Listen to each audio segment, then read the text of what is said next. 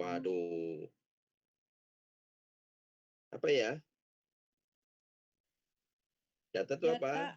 adalah catatan atau kumpulan fakta. Catatan atau kumpulan fakta. Dat- Namanya siapa tadi barusan? Yang Data, pertama Pak. tadi siapa namanya? Eko, Pak. Enggak. Hah? Eko.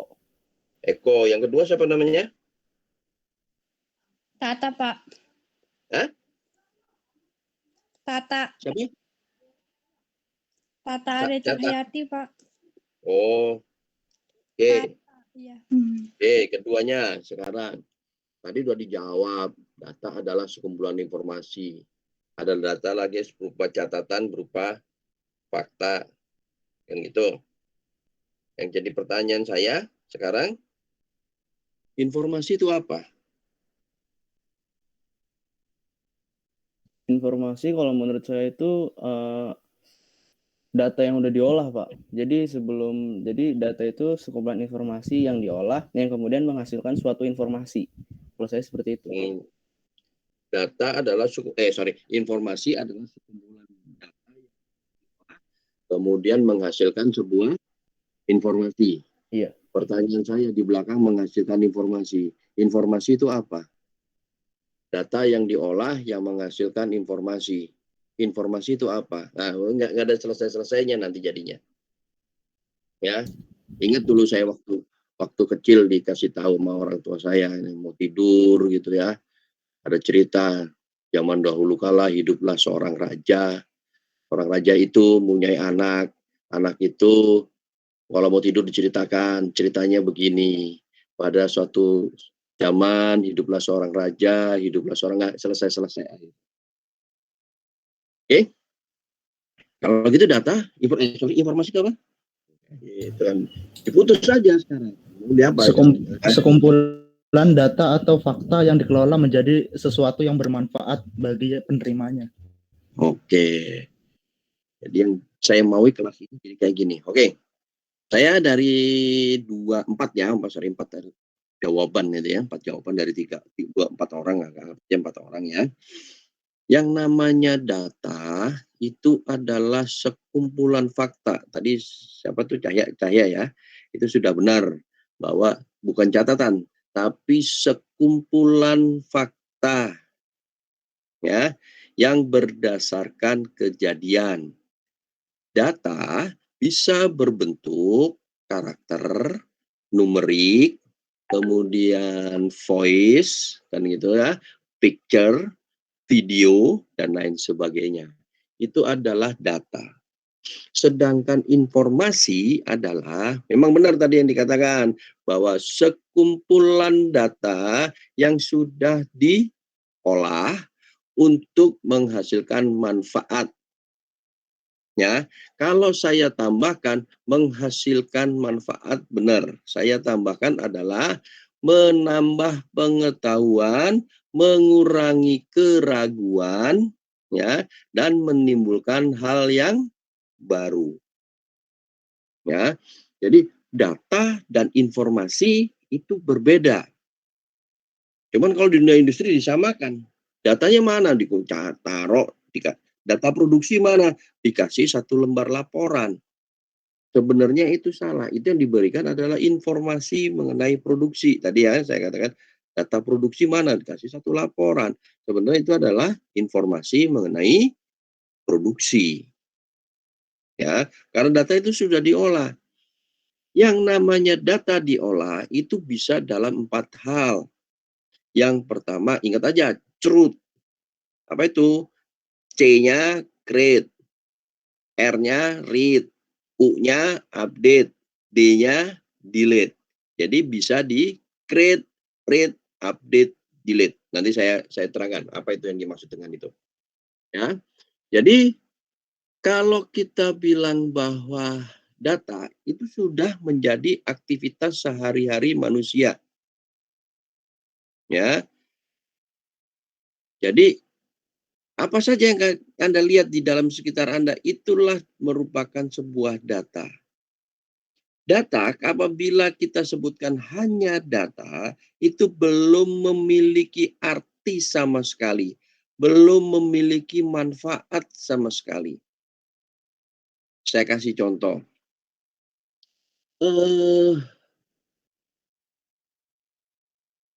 Saya sebutin angka 0. Ada yang tahu? Apa yang dimaksud dengan angka 0? Mungkin persepsinya beda-beda. Saya lanjutkan. Kalau saya sebutin angka 8, mungkin hal yang berbeda lagi. Saya sebutin 081806069192 itu nomor telepon saya. Akan menimbulkan apa? Kalau saya sebutin lengkap 081806069192, apa yang terjadi? Beda lagi Pak. Ya, apa yang terjadi dengan angka deret angka itu? Menghasilkan Anda suatu sudah punya informasi. persepsi itu adalah informasi mengenai telepon. Teleponnya saya. Nanti kita lihat siapa namanya kalau di phone book ada field lain kan. Oh, ini punyanya Pak Hadi nih kayak. Itu adalah sebuah informasi. Jadi sudah diolah, sudah digabung, maka itu akan menjadikan sebuah informasi. Memang informasi itu berdasarkan data yang didapat. Kalau datanya jelek, yang berarti informasinya juga jelek. Kalau datanya yang bagus, maka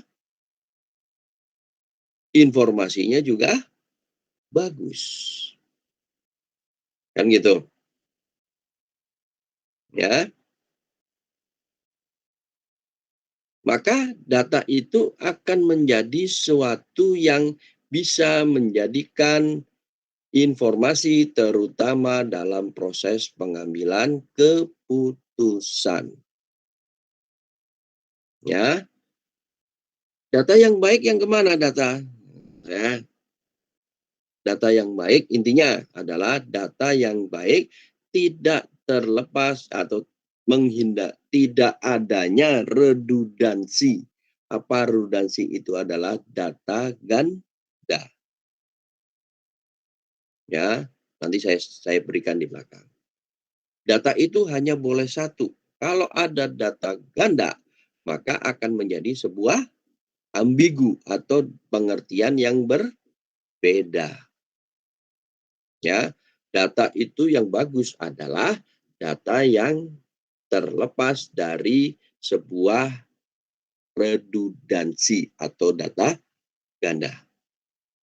Tujuan kuliah ini adalah kita membuat sebuah data yang terbebas atau menghindari dari redundansi data ganda. Prosesnya nanti ada beberapa banyak. Ya. Jadi kalau saya sampaikan tadi depan bahwa data adalah merupakan sekumpulan keterangan atau fakta yang dibuat dengan bisa menggunakan simbol, bisa berupa angka, kata-kata, kalimat, sebenarnya masih kurang. Voice juga sama. Ya, voice bisa, picture bisa, video bisa. Ya. Data ini didapat dari mana? Dari proses pencarian, pengamatan, dan lain sebagainya. Tentunya dari sumber tertentu. Ya. Data, tadi saya katakan di atas, yang di atas ini adalah berdasarkan dari sumber-sumber tertentu. Berarti data ini adalah sekumpulan dari deskripsi yang dasarnya berasal dari objek atau kejadian. Ya. Nggak bisa data itu dasarnya dari yang tidak memiliki objek. Contoh, sorry to say, santet, nggak bisa. Dia tidak nampak. Ya, nggak bisa dijadikan sebuah, apa namanya, dijadikan sebuah patokan kalau ada ilmu-ilmu goib seperti itu. Nggak bisa. Di Indonesia pun tidak ada. Di dunia pun tidak ada. Di Afrika yang katanya ada voodoo dan lain sebagainya, itu tidak bisa digunakan sebagai alat pengambil keputusan. Ya, ini adalah sebuah data. Bagaimana data yang baik? Nah, gitu. Pertama adalah kita harus dapatkan berdasarkan fakta. Memang ada. Fakta ada artinya apa? Bisa dibuktikan. Memang terjadi. Kan gitu. Yang kedua, memiliki akurasi. Yang dikatakan dia memiliki akurasi apa kira-kira? Tepat. Sesuai dengan fakta. Umpamanya, dolar sekarang 14.000. Nah, akurasinya. Dan bisa dibuktikan bahwa ngelihat dari bi.go.id memang katakan dolarnya 14.000. Ya. Dan yang dikatakan akurasi ini adalah semua spelling, semua urutan data itu harus sesuai dengan fakta yang terjadi. Artinya tidak boleh ada redundansi. Akurasi. Akurasi atau redundansi ini bisa terjadi karena ada dua hal. Jadi ketidakakurasian itu terjadi karena dua hal. Yang pertama, memang sengaja disimpan dua kali atau diberikan dua kali. Tidak boleh, data itu hanya boleh diberikan satu kali. Meskipun spellingnya sama, tapi kalau menurut data itu disimpan dalam dua tempat dengan disebutkan orang lain yang berbeda, maka itu tidak akurasi. Yang kedua, spellingnya berbeda. Yang tidak akurasi ya, spellingnya berbeda, tetapi maksudnya sama. Ya, saya ambil contoh begini. Saya pinjam nama.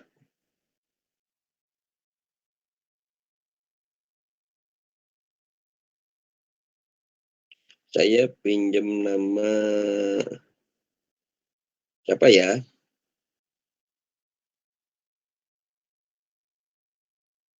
Biasanya terjadi itu yang cewek-cewek nih. Kok cowok semua di sini tadi ada ya?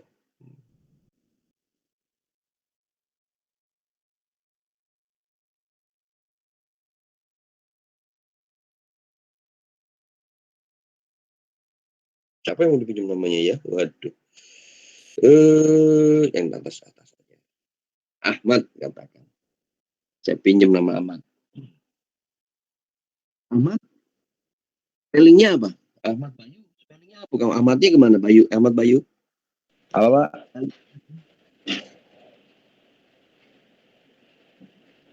Ahmad Bayu. Iya, Pak. Ahmadnya spellingnya kemana? Spellingnya AHMAD Ahmad. Nah, AHMAD. AD. Nah, itu kebanyakan orang juga menyebutkan AHMAD. Kan itu. Tapi Iya, Pak. ada juga yang menyebutkan ACHMAD.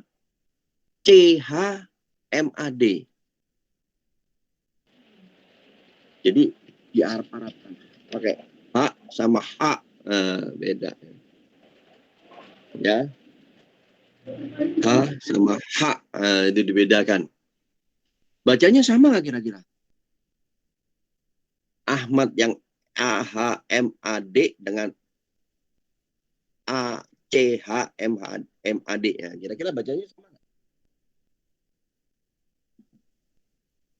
Saya kira sama. Jarang orang yang menyebutkan Ahmad itu. CH-nya itu disebutkan H. Nah, itu jarang. Pasti nyebutnya juga Ahmad juga. Ya. Itu yang menyebutkan data itu tidak akurasi. Karena kenapa? Ahmad yang cuma AHMAD dengan ACHMAD itu kalau di searching nyari Ahmad yang aslinya gitu, AHMAD, kemudian Anda searching pakai ACHMAD, nggak bakal ketemu. Itu yang menyebabkan data itu tidak akurat. Kemudian yang ketiga, data yang baik adalah yang tepat waktu. Pada saat dibutuhkan, data itu sudah ada. Ya,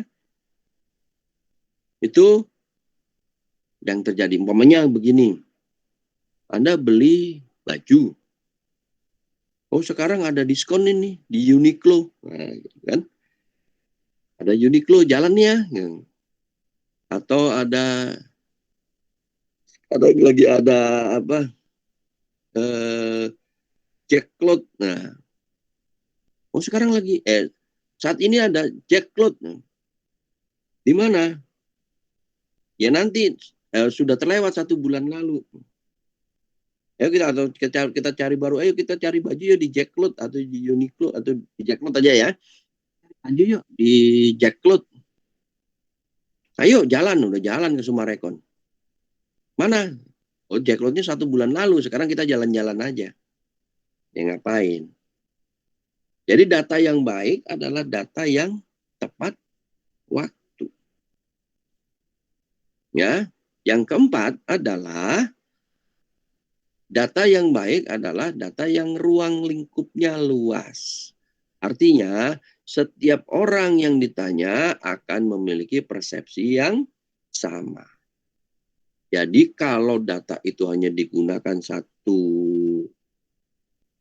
orang saja, maka data itu data tidak baik. Ya, data ini hanya berlaku untuk 1 orang ini. Yang lain enggak. Nggak bisa. Ya, contoh yang umpamanya Anda ngirim tugas ke e-learning. E-learning sudah dibatasi sampai jam 10, maka datanya adalah due date-nya jam 10. Ya, kemudian jam 10 lewat ada yang minta, tolong Pak dibukakan. Nah, maka data yang saya sajikan ke prodi, saya sajikan ke universitas, itu datanya udah nggak baik. Kenapa? Karena sudah saya dudetkan atau batasi sampai jam 10. Ya nggak bisa, makanya data itu berlaku untuk semuanya.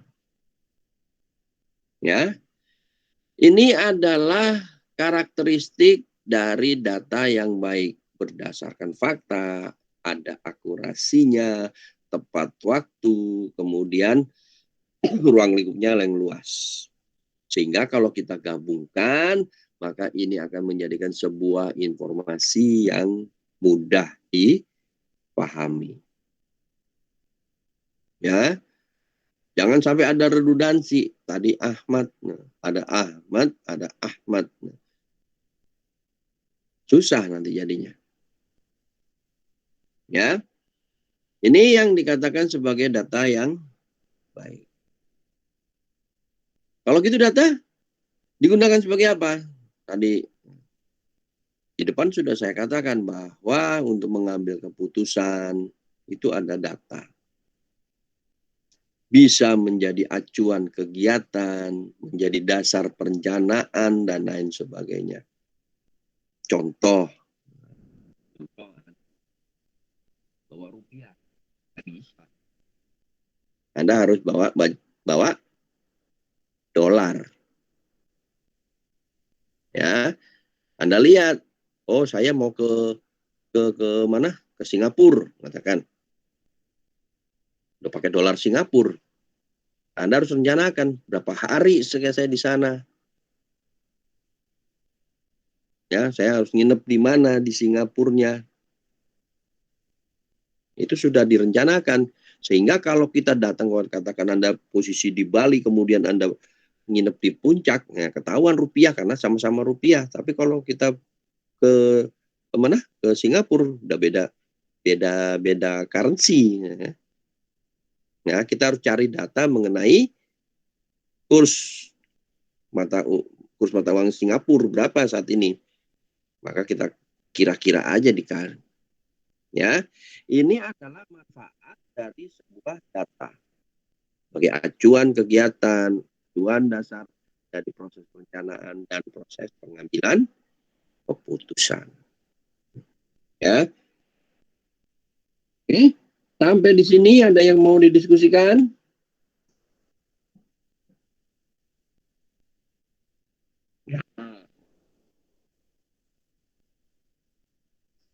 Kita lihat sekarang, data itu dapat dari mana sih? Data jenis-jenis data itu kita dapat dari mana? Kalau di depan hanya berdasarkan sumber, tapi sebenarnya sama. Yang pertama adalah bagaimana data itu berdasarkan cara perolehannya. Apakah berdasarkan transaksi? Apakah berdasarkan formulasi?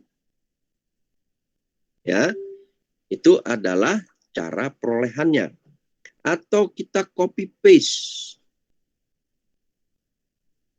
Ya. Kemudian ada lagi yang dikatakan data, jenis-jenis data adalah kita lihat berdasarkan sumbernya. Ya. Ini hubungan dengan tadi bahwa data itu harus akurat. Mesti kita lihat adalah data itu berdasarkan sumbernya. Dapat dari mana? Contohnya tingkat akurasinya tadi, kurs dolar. Ngelihatnya dari mana? Dari money changer yang nggak bisa. Kita harus ngelihatnya berdasarkan dari pi.go.id. Ada lagi data itu, jenis-jenis data kita dapatkan berdasarkan sifatnya. Apakah data itu disimpan secara permanen atau data itu bisa disimpan secara temporer? Ada nggak data yang disimpan permanen? Ada. Contohnya, sifat data yang disimpan permanen, yaitu data tentang pribadi Anda. Data profil Anda. Anda perhatikan, kalau Anda masih semester 2, mungkin belum ngerasain pada saat dulu waktu SMA atau SMK. Ya, perasaan sifatnya. Apakah dulu waktu SMA atau SMK dari semester 1 sampai semester akhir, nama Anda berubah nggak? Nggak mungkin berubah. Tanggal lahirnya berubah nggak? Nggak mungkin berubah. Alamat mungkin berubah, tapi kalau nggak lapor ya nggak berubah. Yang parahnya lagi, gender Anda berubah nggak? Wah. Ya, jadi kita lihat data itu adalah data berdasarkan sifatnya permanen. Kalau sifatnya temporer, contohnya nilai mata kuliah atau nilai pelajaran, kok bisa temporer? Pada saat SMA itu ada kok remedial, kan gitu. Masih bisa dirubah, apalagi kuliah. Anda dapat C, itu sudah dinyatakan lulus. Tapi nanti semester 8, pada saat Anda mau sidang skripsi, Anda diberi kesempatan untuk merubah. Caranya kemana? Ya semester 8 itu ngulang. Semester 7, semester 8 yang C itu diulang boleh nggak? Boleh, meskipun sudah dinyatakan lulus. Pengennya jadi A, ya boleh. Atau Anda pengen nggak usah sampai semester 7, nanti semester 3 Anda pengen rubah nilainya. Nggak usah nungguin semester depan. Nggak apa-apa. Gimana caranya? Ikut kelas antara. Kelas antara itu semester pendek. Kuliah Anda cuma 2 minggu. Itu berlaku untuk yang ngulang saja. Yang tidak ngulang nggak boleh. Kecuali semester 8. Skripsi tinggal 1 mata kuliah, nah itu boleh baru. Kalau semester awal nggak boleh. Anda ikut semester antara yang baru mau ambil. Tapi kalau ngulang, boleh. Syaratnya ada, ketentuan yang tanya prodi kalau nggak salah satunya adalah jumlah pesertanya minimal ada 10 kalau nggak salah. Kurang dari 10 ada 8, maka yang 2 akan ditanggung oleh 8 orang.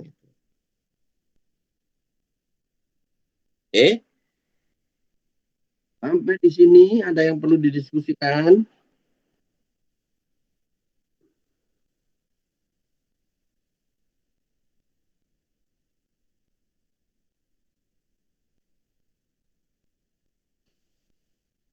Oke, kita lanjut. Waduh, oh nggak ada yang mau ngomong ya? Pada sakit gigi apa pada lapar? Enggak, Pak, udah. Lanjut, Pak. Oke, Pak cukup lanjut. Lanjut, Pak. oke. Sekarang kita masuk ke data berdasarkan perolehannya. Data yang dikatakan tadi, data perolehan itu bisa terbagi menjadi dua, yaitu data primer dan data sekunder. Data primer itu adalah berdasarkan data yang sudah pasti didapat. Ya, data yang sudah pasti didapat. Dan itu nggak bisa dirubah. Atau tadi adalah seperti sifatnya data permanen. Ini sedikit berbeda karena ini dasarnya dasar perolehan. Data primer ini biasanya untuk penelitian ya. Kalau penelitian ada primer, ada sekunder. Yang dikatakan sebagai data primer adalah data yang didapatkan langsung dari objek. Ya, didapatkan langsung dari objek.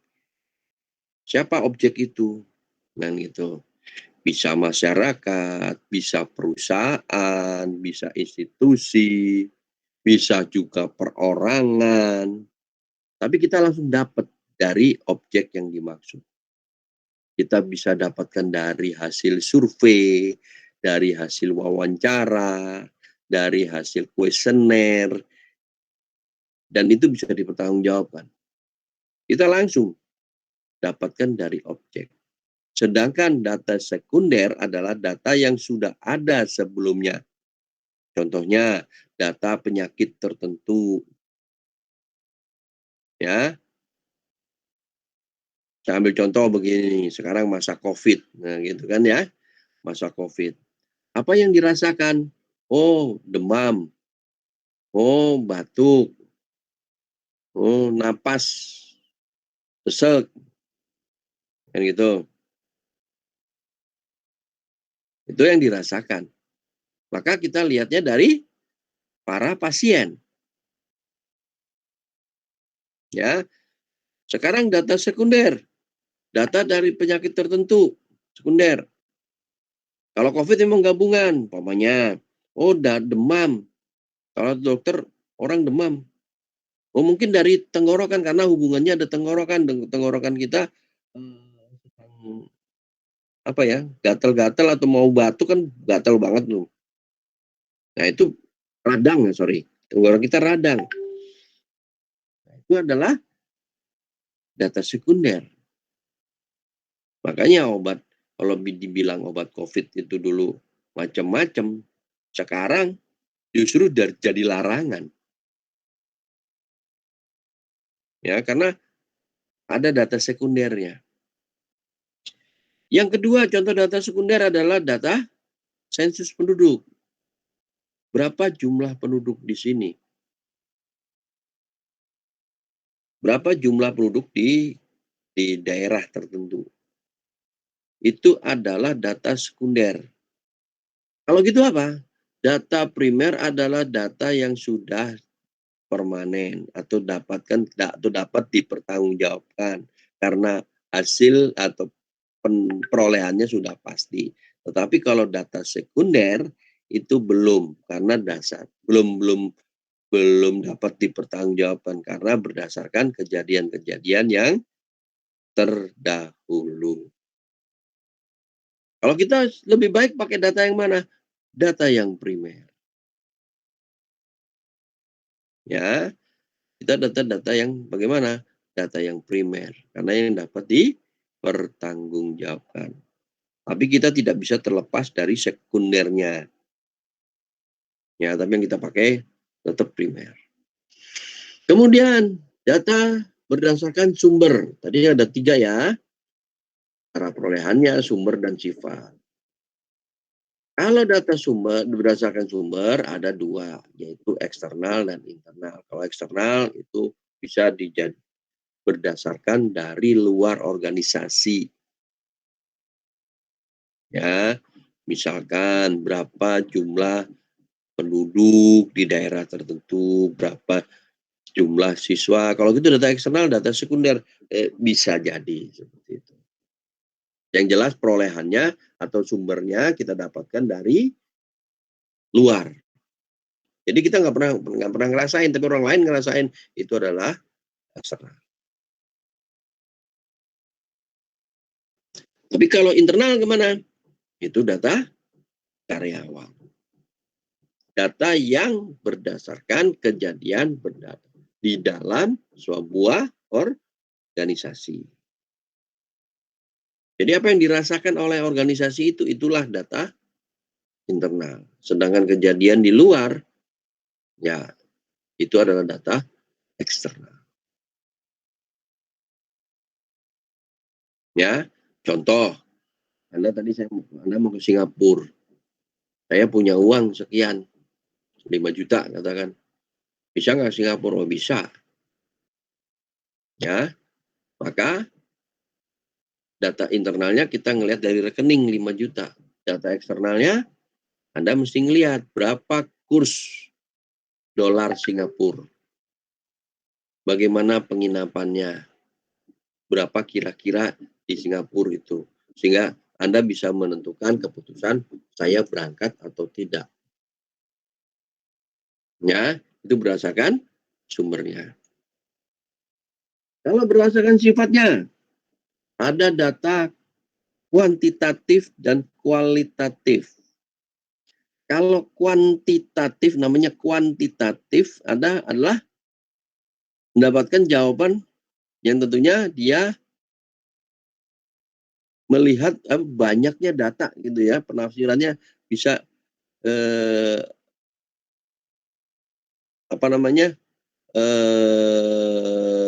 ya intinya banyak lah, variasinya banyak.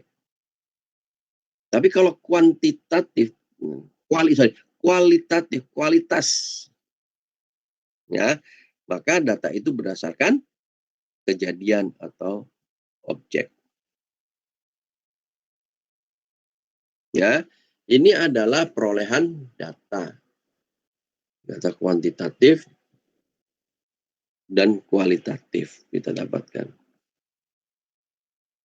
Itu adalah sekarang kita masuk ke basis data. Basis data ini adalah sekumpulan data yang berhubungan. Ya, kalau tadi informasi adalah sekumpulan data yang menimbulkan hal yang baru. Sedangkan basis data adalah sekumpulan data yang saling berhubungan dan diorganisir sedemikian rupa supaya kelak dapat dimanfaatkan kembali secara cepat dan mudah. Berarti apa? Data itu memang dibuat, basis data itu dibuat dan saling berhubungan. Contoh, Anda melakukan pembayaran di bank, kemudian Anda lapor ke Renku. Kemudian, beberapa saat kemudian Anda ngisi KRS. KRS itu bisa diisi apabila Anda sudah melakukan pembayaran dan pembayaran Anda sudah diverifikasi oleh Renku. Maka di sini bisa kita gambarkan bahwa data yang ada di Renku akan dikoneksikan dengan pengisian KRS Anda. Ya. Dan itu diorganisir. Berarti adalah memang ada aturannya di dalam proses untuk memvalidasi supaya Anda bisa menginput atau mengisi KRS. Data yang tersimpan di dalam sebuah basis data itu akan berbentuk berupa file pastinya ya. Kemudian berupa tabel ataupun arsip yang saling berhubungan dan tersimpan dalam media penyimpanan elektronik. Karena kita bicaranya masalah elektronik, maka kita bisa data itu tersimpan di dalam penyimpanan elektronis. Ya. Oh, ini baru ketutup nih, apa ini? Nah, kita cek.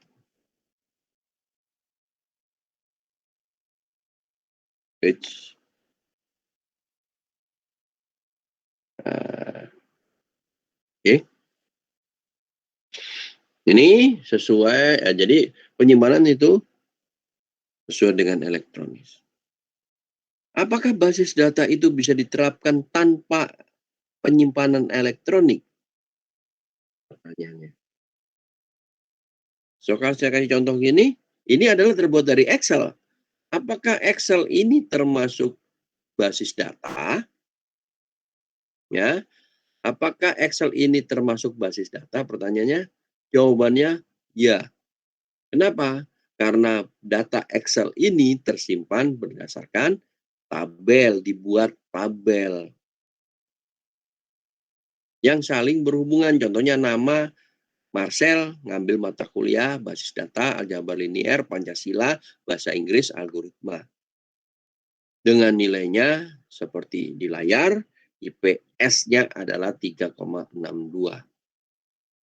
Maka ini ada yang diorganisir. Contohnya, dihubungkan antara nama, data pribadi atau profil mahasiswa dengan mata kuliahnya. Kemudian mata kuliahnya dengan nilainya, kemudian menghasilkan IPS data. Tapi kalau kehidupan kita sehari-hari, apakah kita pakai basis data? Anda nggak kerasa pasti pakai basis data. Sekumpulan data yang saling berhubungan. Contohnya, lemari baju Anda kategori basis data nggak? Lemari baju Anda sekumpulan basis data nggak? Tidak. Iya, Pak. Hah? Iya. Kita lihat. Apakah baju yang Anda simpan itu saling berhubungan nggak?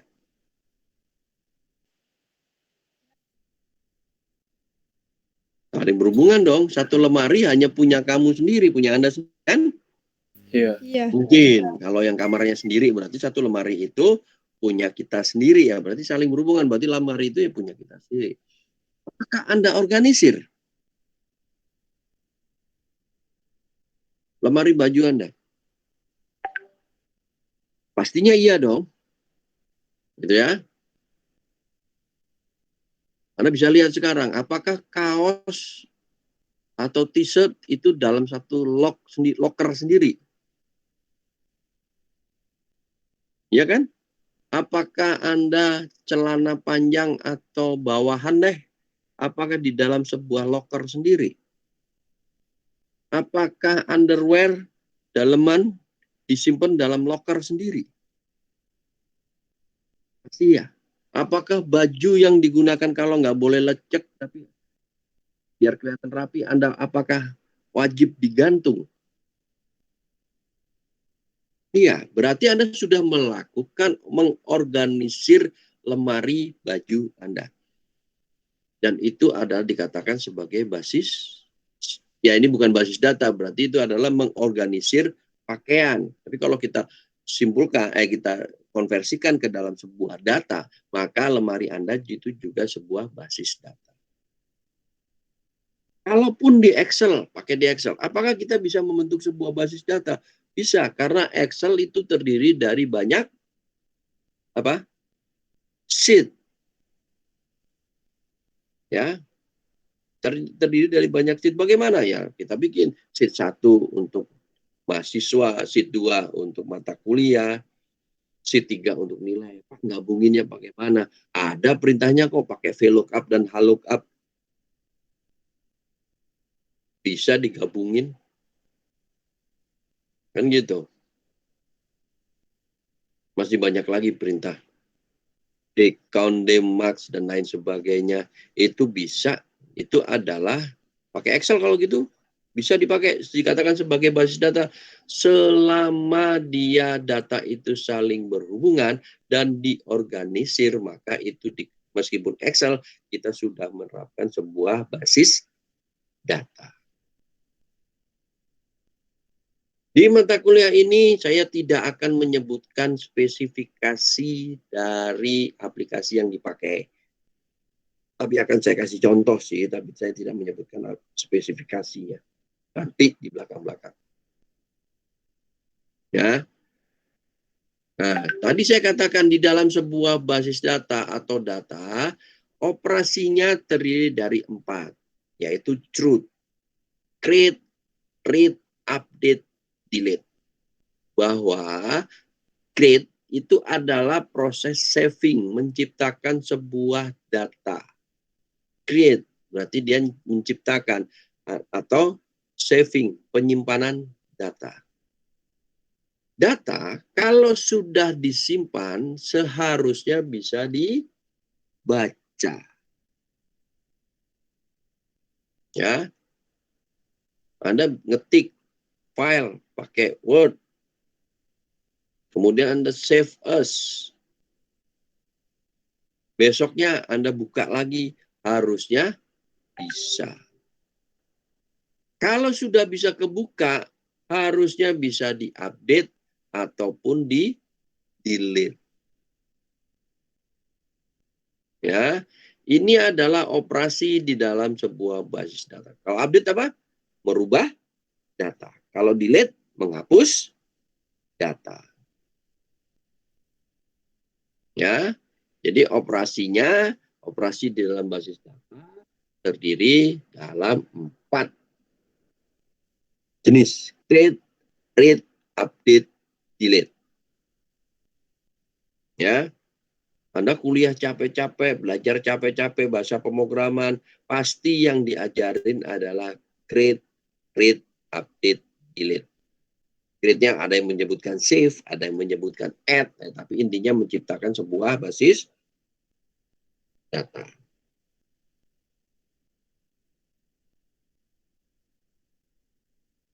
Ya, ini adalah operasi di dalam sebuah basis data. Dalam basis data yang ada yang perlu kita ingat bahwa sebuah basis data ada memiliki yang namanya adalah memiliki hierarki basis. Hierarki besar namanya adalah database. Basis datanya ada. Kalau istilah pemrograman database. Di dalam database ada tabel. Di dalam tabel ada. Pak, suaranya putus-putus, Pak. Ini keluar. Ini keluar. Suaranya mendem, Pak. Kurang jelas. Suaranya. Nah, ini baru jelas. Suaranya, Pak. Sekarang kedengeran nggak? Halo, halo. Nah. Jelas. Jelas, Oh, Pak. jelas. Wah, agak mesti harus pakai mic. Ya. Kalau ini ya, hierarki basis data ada yang namanya adalah database. Ada table, ada field, ada data. Saya ilustrasikan gini. Hierarki terbesar ada database. Database itu saya ilustrasikan adalah sebuah rumah. Ya, saya ilustrasikan sebuah rumah. Dia tempat yang memiliki sebuah alamat. Kalau alamat, katakan Jalan Paso nomor 1. Nah, gitu kan. Anda cari. Yang Anda lihat dari luar rumahnya kan, pastinya. Dapatin alamat Anda. Alamat Jalan Paso nomor 1. Dilihat. Oh, berarti itu yang saya lihat adalah rumahnya. Ya. Kemudian di dalam rumah itu ada ruangan. Ada ruang kamar, kamar mandi. Maka itu adalah saya ilustrasikan sebagai tabel. Kemudian Anda masuk ke salah satu ruangan. Katakan ruang tamu, nggak boleh masuk ruang kamar karena bukan. Kalau rumah Anda boleh, kalau rumahnya teman ya jangan masuk kamar dulu. Gitu. Anda masuk ruang tamu. Apa yang Anda lihat di ruang tamu? Ada meja, ada kursi, ada karpet, ada lemari, dan lain sebagainya. itu adalah field. Ya, lemari Anda buka, Anda bisa dapatkan mungkin album foto, mungkin pajangan, boneka, dan lain sebagainya. Itu adalah data. Berarti di dalam database juga ada hierarkinya. Dan artinya adalah data itu bisa tersimpan kalau sudah memiliki field, kolom. Kolom bisa juga ter-create atau data bisa ter-create, read, update, delete apabila sudah memiliki field. Di dalam field bisa dilakukan operasi apabila tersimpan dalam sebuah tabel. Tabel bisa kita simpan apabila sudah kita berada di dalam sebuah basis data atau database. Nanti cara buatnya di semester depan atau yang kemarin itu ada yang ngambil RPL di SMK-nya, pasti yang pertama Anda disuruh bikin database-nya dulu. Baru bikin tabelnya, dalam tabel bikin field, baru bisa masukin data. Ini adalah hierarki dari sebuah basis data. Kenapa kita perlu sebuah basis data? Kita menciptakan sebuah basis data. Yang pertama adalah untuk kecepatan dan kemudahan. Saya ilustrasikan ke lemari Anda. Kenapa sih Anda tumpuk kaos sendiri, celana sendiri, underwear sendiri, kemejanya sendiri? Karena tujuannya adalah biar cepat nyarinya. Coba kalau bayangin, Anda bayangin kaos digabung sama celana, digabung sama underwear, digabung dengan kemeja, ditumpuk jadi satu. Kemudian Anda akan mencari berangkat, Anda akan ke kampus. Kemudian saya punya baju warna merah. Anda nyari warna merah. Apa yang Anda dapatkan? Mungkin lemari Anda akan jadi berantakan. Yang jelas kecepatan mencari kaos merahnya itu akan lebih lama. Kalau berantakan berarti menunjukkan kemudahan. Kan? Tidak berantakan itu diurutin tadi kemudahannya gampang. Tapi kecepatannya. Saya ilustrasikan begitu. Yang kedua, efisiensi ruang penyimpanan.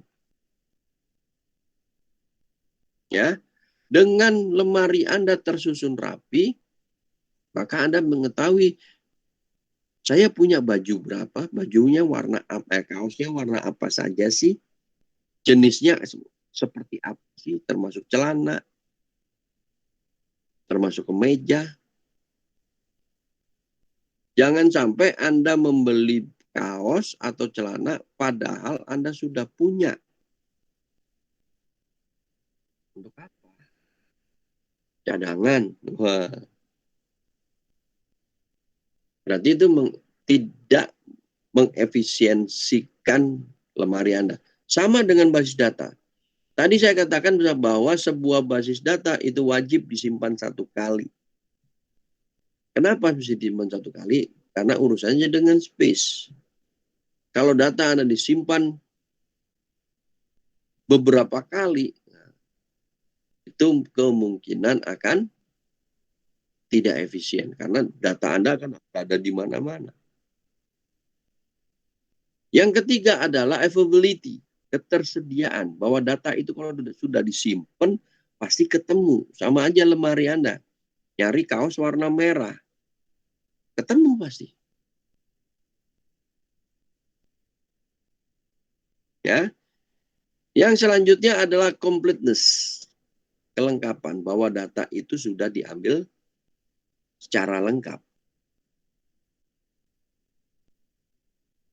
Ya, bahwa data dari nama, alamat, begitu Anda ngambil nama, maka sudah tahu tanggal lahirnya, alamatnya di mana, nomor teleponnya berapa.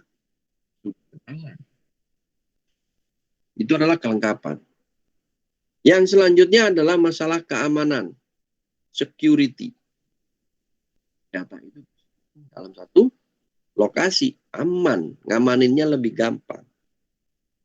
Yang terakhir adalah shareability atau digunakan secara bersama.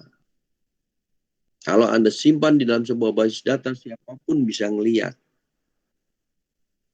Nggak perlu nyimpen. Kayak di Ubara. Yang nyimpen data adalah adanya di PTI. Orang Renku pada saat menerima bayaran Anda, dia bikin laporan. Maka narik data Anda yang ada di PTI. Prodi juga sama. Perpustakaan juga sama. Berarti itu dikatakan sebagai shareability. Shareability itu atau kebersamaan adalah penggunaan data secara bersama. Ya di WA saya share ya berarti data itu boleh dipakai secara bersama. Oke, ini tujuan dari basis data. Kita masuk, sistem basis data. Sistem basis data adalah sistem yang terdiri atas kumpulan tabel yang saling berhubungan dan kumpulan program yang memungkinkan beberapa pemakai atau program lain untuk mengakses memanipulasi tabel tersebut. Ini adalah sistemnya. Contoh yang saya sampaikan, saya contohkan di sini adalah PHP MyAdmin atau dikenal dengan MySQL. Ya. MySQL. Saya lihat di sini, kita lihat yang sini. Yang perpustakaan. Perpustakaan ini adalah sebuah basis data atau database. Ya. Perpustakaan ini adalah merupakan database yang bawah ya.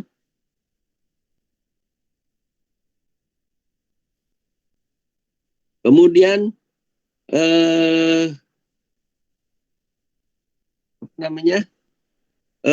di dalam perpustakaan mempunyai tabel-tabel, yaitu anggota, buku, peminjaman, penerbit, pengarang, dan lain sebagainya. Ya, di dalam tabel kalau kita buka lagi nanti akan ada anggota. Anggota itu dari nomor anggota, nama anggota, divisi, dan lain sebagainya. Buku juga gitu. Ada kode buku, ada nama buku, ada penerbitnya, ada pengarangnya, dan lain. Kita gabungkan ini. Inilah yang dikatakan sebagai sebuah sistem basis data. Oke. Ini adalah terakhir sistem basis data. Ini saya kasih contoh adalah PHP MyAdmin atau MySQL. Semester besok pada saat perancangan basis data kita akan konsen di sini. Ya. Ini adalah sekali lagi pengertian sebuah basis data. Oke. Sampai di sini ada yang perlu didiskusikan?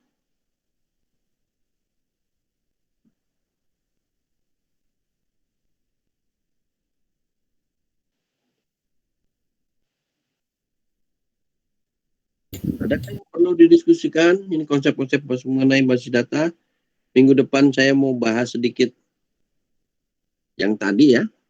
Tadi mengenai hierarki basis data. Saya kasih sampling-samplingnya. Bagaimana sih menyebutkan sebuah field? Bagaimana menyebutkan sebuah data termasuk tipe-tipe datanya. Karena data itu pasti juga memiliki tipe, kita harus bedakan.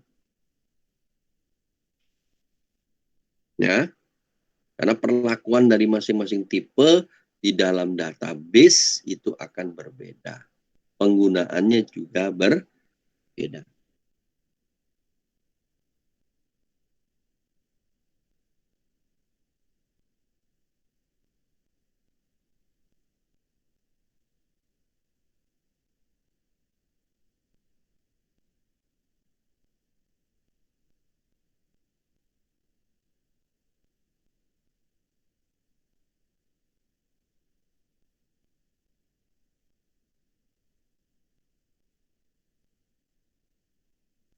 Oke.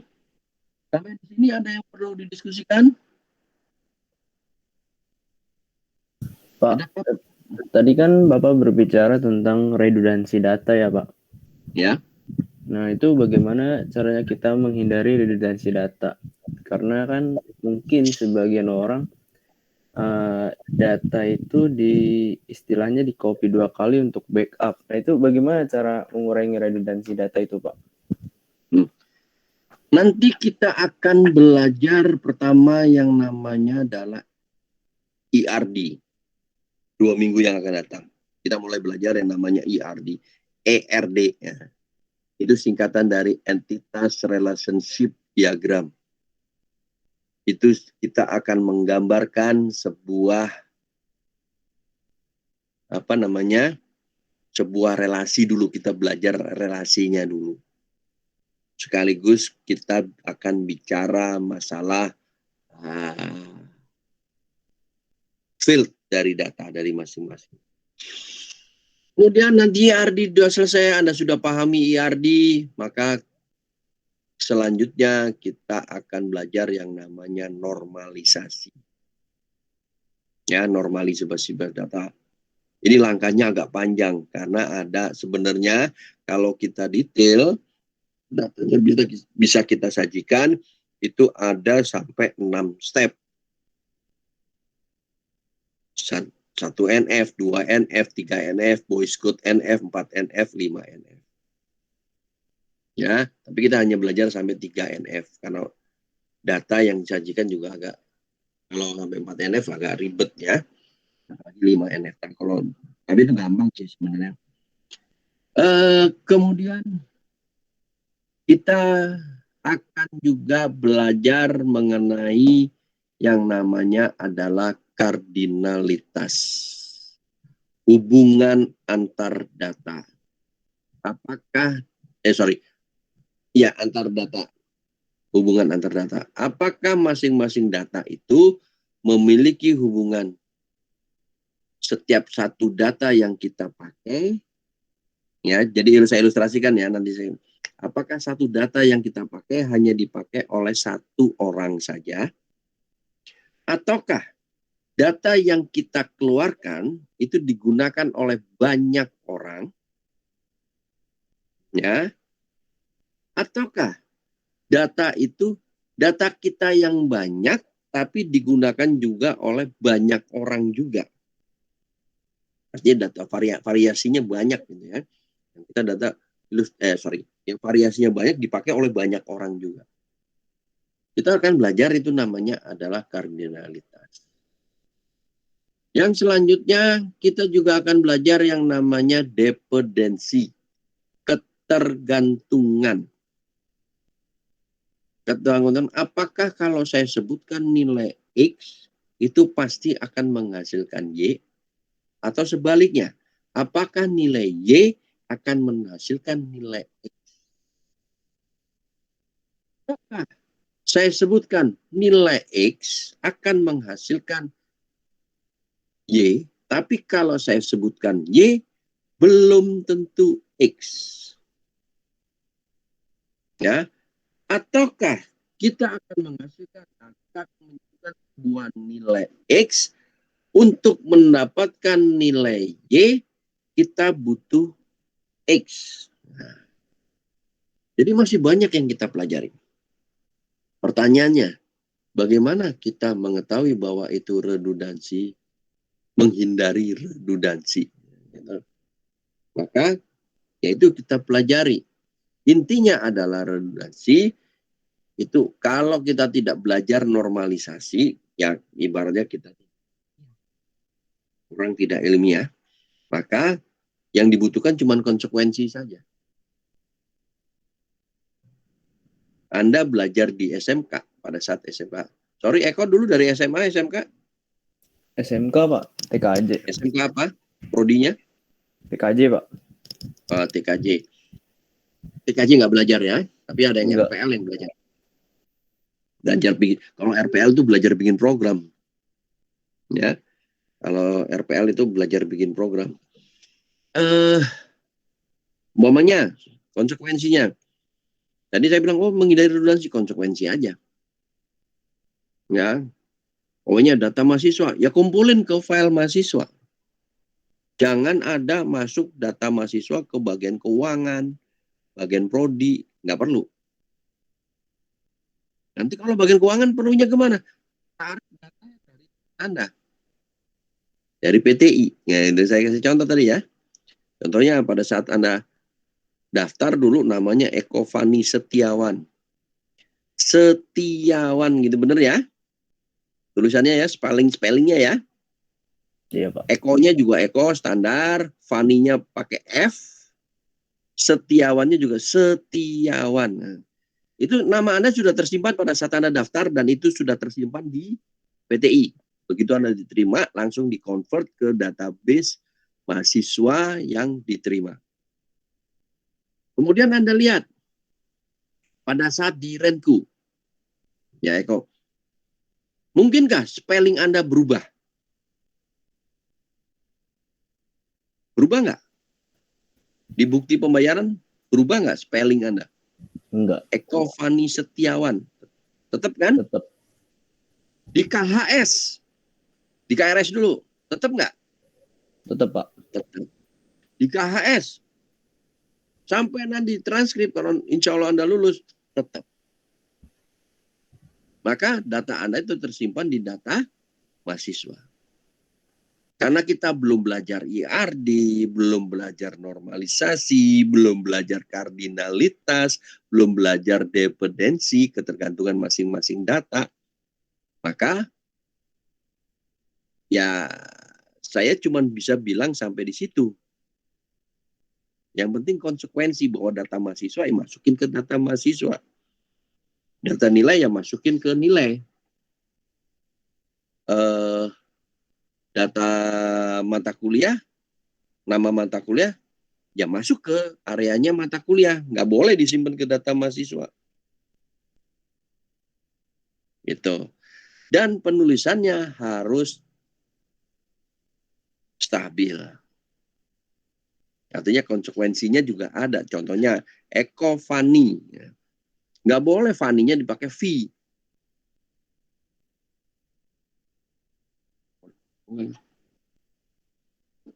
Ya, harus tetap Eko Fani. Kalau nyebutin Eko Fani ya pakainya F. Jangan mentang-mentang, ini orang Bekasi. Eko Faninya gantinya P, Eko Pani. Nah, jangan. Di Bekasi kan F jadi P. Nah. Ya kan? Jangan. Kalau Eko Fani ya F pakai F. Jangan pakai P, jangan pakai V. Ya. Setiawan juga gitu. Setiawan. Orang menyebutkan juga Setiawan ada Setiawan. Nggak pakai I, tapi pakainya Y. Kan itu. Itu jelas ya, nanti sabar sedikit ya, belajar Siap, nanti. Pak. Ya. Oke, Pak. Nah, Terima yang kasih. terpenting, yang terpenting di dalam sebuah sistem informasi yang perlu Anda ingat bahwa sistem informasi yang baik adalah sistem informasi yang database-nya normal. Ya, sebuah sistem informasi yang baik apabila database-nya normal. Jadi kalau database-nya nggak normal, meskipun itu bisa disajikan datanya, tapi begitu Anda test case dengan data yang lain, mungkin data itu akan jadi salah. Nanti Anda kerasain pada saat skripsi deh. Wah, kalau saya nyidang begitu salah, lebih baik saya nggak lanjutin. Jangan seneng dulu tuh nilainya anjlok pasti. Ya. Jadi kita belajar kenapa database sistem basis data itu diberikan dalam dua semester ya.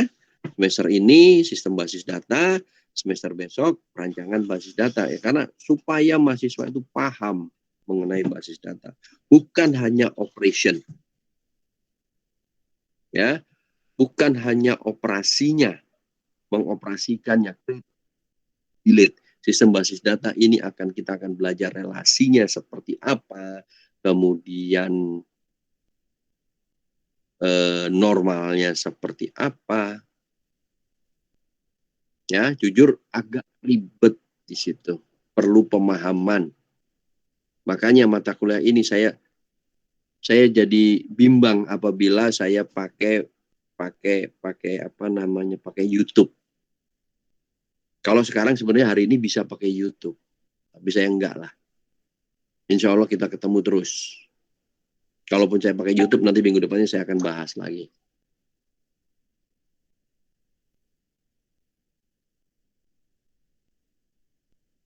Oke?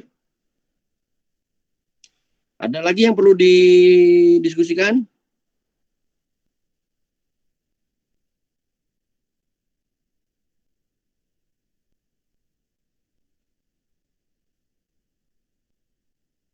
Adakah yang perlu didiskusikan lagi?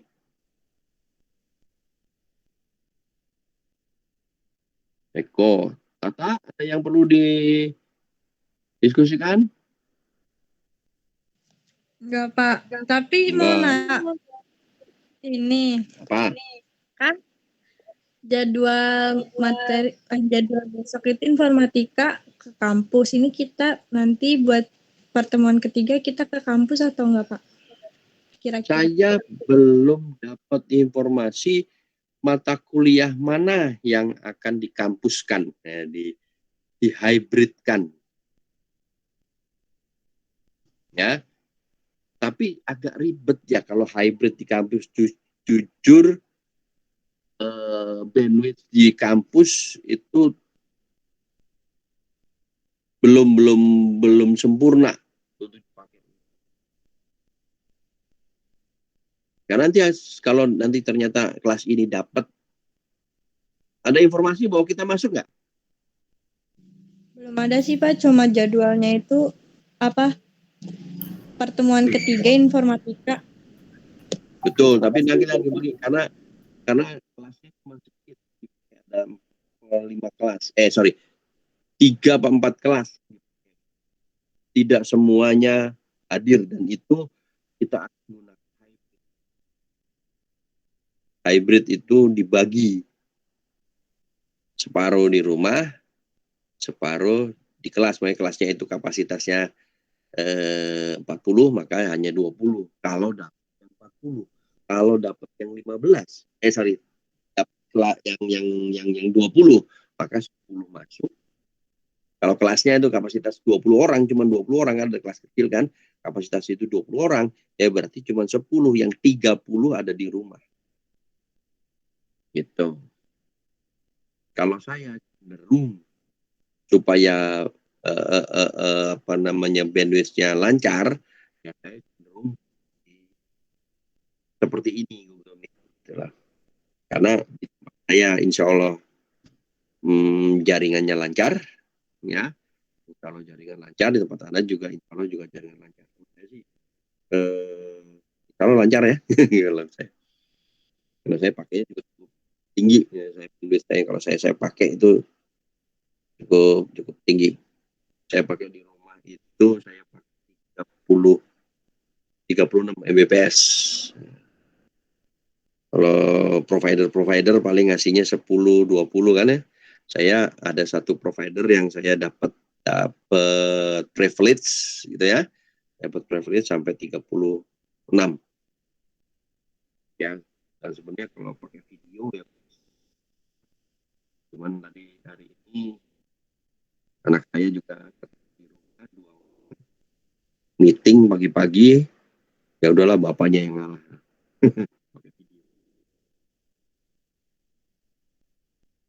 Yang satunya di bidang IT, sama-sama di IT, yang satunya di mana sistem informasi, yang satunya lagi remote alat ya, nge-remote. Nah itu alat agak berat jadinya kalau yang remote alatnya itu. Oke. Sampai di sini ada yang mau didiskusikan?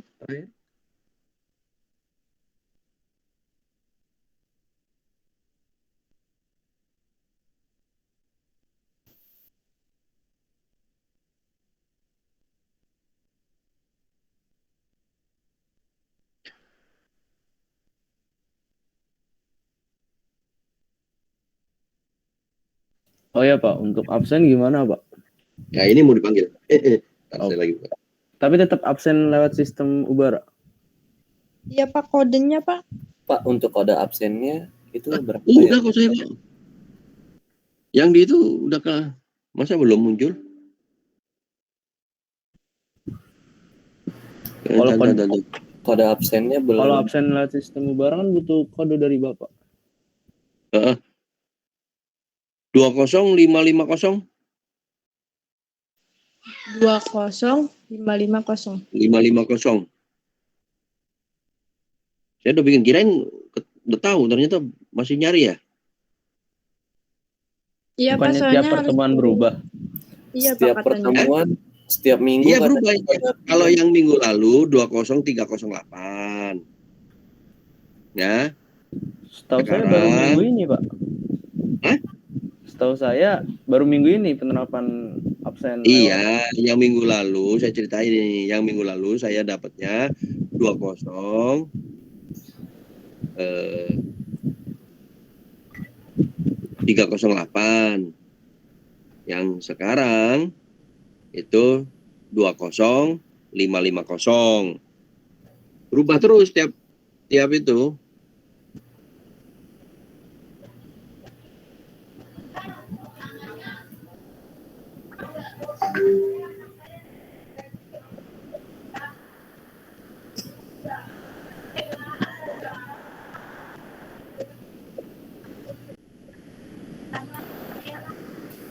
Kemudian kalau ada yang belum jelas, kita diskusikan minggu depan. Kita masuk ke materi yang lain untuk minggu depan. Ya. Kemudian untuk pertemuan hari ini